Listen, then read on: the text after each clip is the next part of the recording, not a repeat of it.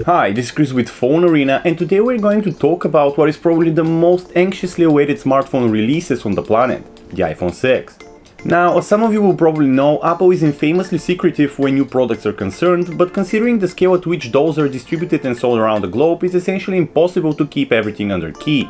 Some of you will, for example, remember the iPhone 5C, which was exposed by insiders and leaksters before it even came out. Whether that's the case with the iPhone 6, however, we cannot say. In other words, everything on our list is yet to be confirmed. That said, let's take a look nevertheless.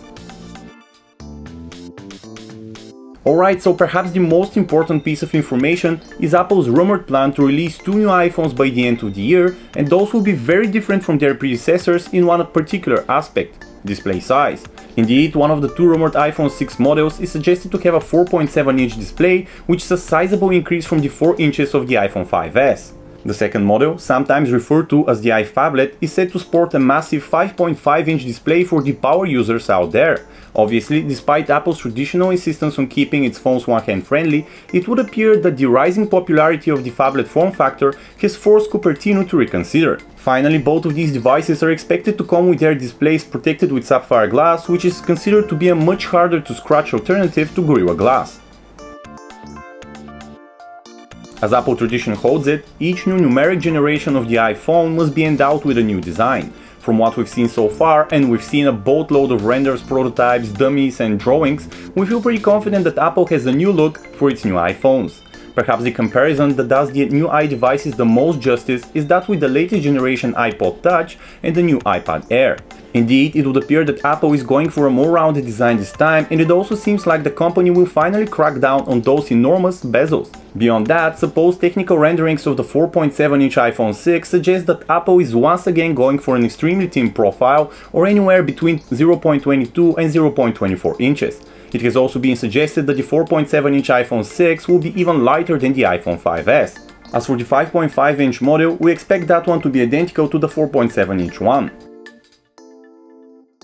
Seeing as the iPhone family has a splendid track record as far as smartphone photography is concerned, the camera of the next iPhones is obviously a topic of great interest.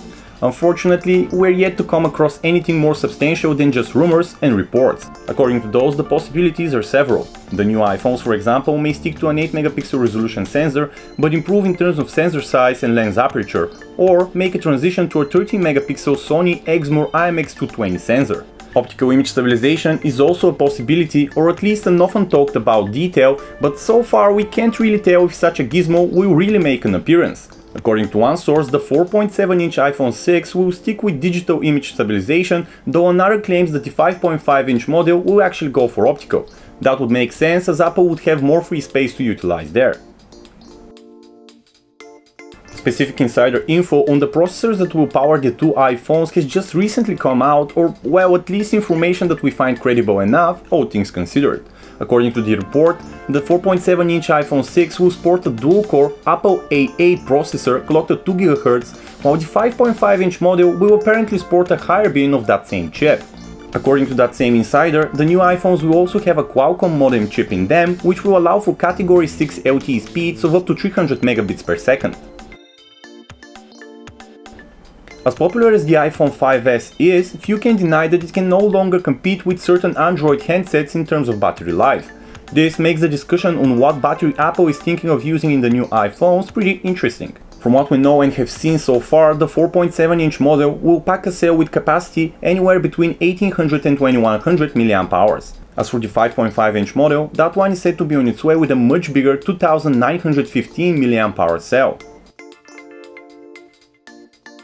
One of the most important new features of the new iPhones will be iOS 8, the latest update to Apple's mobile operating system.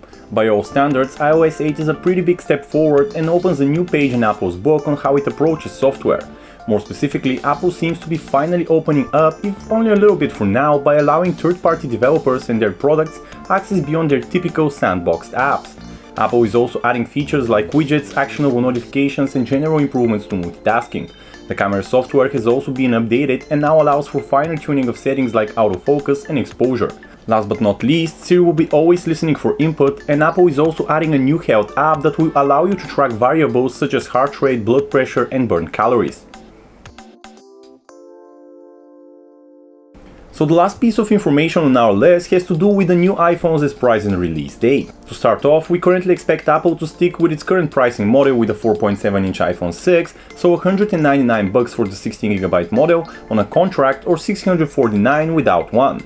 As for the 5.5-inch model, it's hard to say, mainly because we have no reference point to stand on. That said, we do imagine that Apple will ask for more for the iPhablet. As for release date, both Reuters and the Wall Street Journal converge on a September 12 event that will see the announcement of at least the 4.7-inch iPhone 6.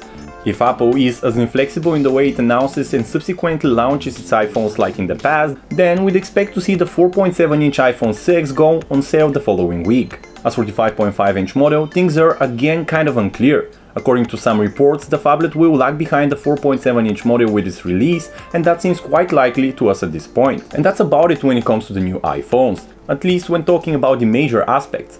Obviously, there's a boatload of small details that we've compiled for you in the extensive rumor roundup article that you can find the link to in the description below this video. If you're thinking of buying the iPhone 6 or simply interested to know everything there is to know about it at this point, we suggest you have a read through. Once again, this was Chris with PhoneArena, thank you for tuning in.